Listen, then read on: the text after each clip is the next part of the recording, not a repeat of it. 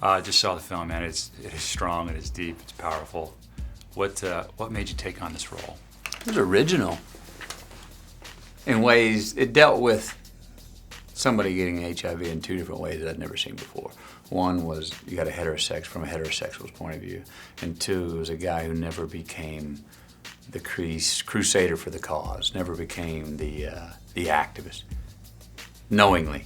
He became an activist later without really knowing it, but he was always fighting for himself to stay alive. Got 30 days to live 7 more years. And it's odd, but when he got HIV is really when he found his first real purpose in life. Before that, he was just kind of wandering, looking for what the hell am I gonna do? Is there any way out of here? Where do I go? What's going on? He was kind of two-bitten here and two-bitten there. And I don't know, this guy's will to stay alive by any means necessary. The fact that he never really would lay down and quit, and he didn't mind if he'd cheat or stole or what have you. He was a great anti-hero. Such an emotional journey you must have been in for this character. How'd you take this into the dark place you needed to? I started at the beginning. I listened and learned. I met with people, transgendered people and they shared the most amazing stories with me. Stories of great challenge and perseverance. You know, this is a group of dreamers. This is a group of people that are intent on surviving and beating the odds no matter what. You don't make the physical transformation that these guys Nope, make, but certainly not. you certainly have to go to some emotional places. What is there a particular moment or scene in the movie that stands out for you as an actor emotionally? Honestly, what stands out for me was watching them. I really felt like I wanted to do this movie because I wanted to have a front row seat to Matthew's performance, and I got one, and it was worth the price of admission for sure. And then the bonus was that Jared was there as Rayon, and Jared Leto just showed up as Rayon, was Rayon every day, and I swear when I see him in men's clothes today, I haven't seen him yet, I don't know that I would recognize him. I honestly wouldn't know what to say to him, because we only ever spoke with him as Rayon. Were there things that you learned that changed you when it comes to that culture and that disease? You know, the main thing I think that I would say in retrospect, looking back at it, and you say, what did Ron do? What was his legacy? Is I think it'd be fair to say what he did was shook the tree. I mean, the FDA tried to shut him down a few times, so he was obviously what he was doing was important enough. And that he shook the tree enough that I think there's new laws that passed and new medicines that were approved sooner because he was there shaking the tree. You had to shake some weight, man. How much weight did you lose? 47. 47 pounds. That had to be painful. I mean, No. what does it feel like to lose that much weight? You were skin and bones. What did it feel like health-wise? Needed 3 hours less sleep a night. Less sleep. Less sleep.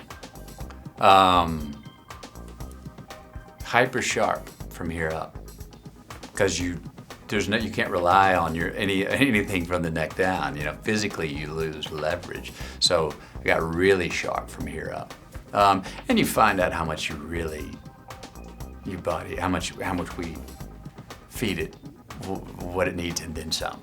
I mean, it never got to a spot where it was dangerous as far as concerning me. I mean, you're reminded how resilient the human body is. And so, you know, it was a big transformation, but I felt fine. I had my soreness and stuff like that, but I felt fine. Was it a cleanse? It was a cleanse. Absolutely. I've said that before. It was a damn spiritual cleanse, man.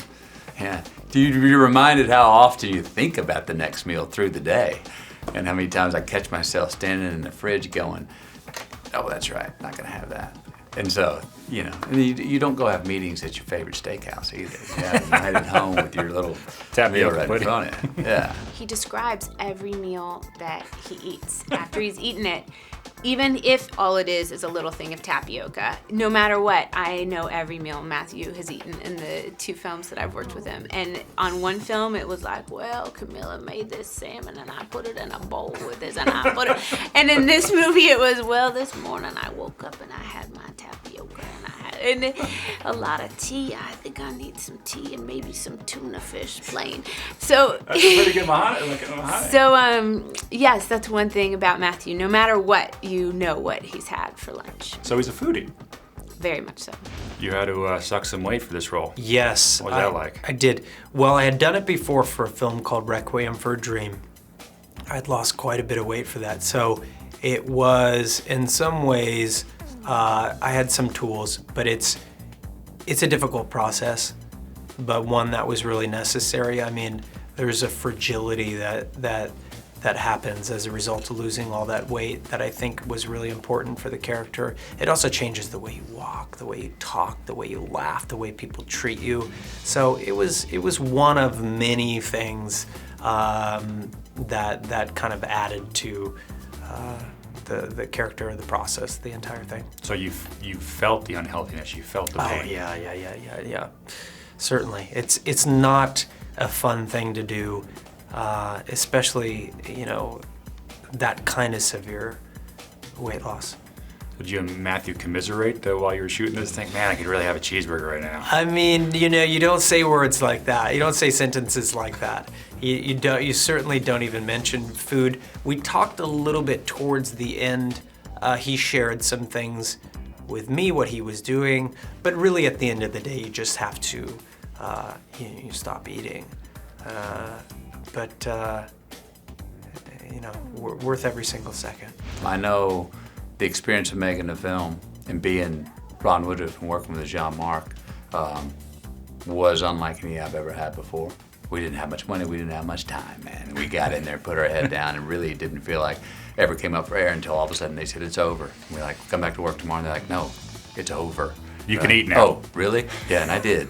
What was your first meal? Cheeseburger. Oh, sweet. And now I've seen the film, and I really like the film. And I mean, besides being a character-driven story, that is in a lot of independent films that are character-driven, feel like they're like, you should see them. They're supposed to be important about something, but they're not always entertaining. This damn thing is entertaining.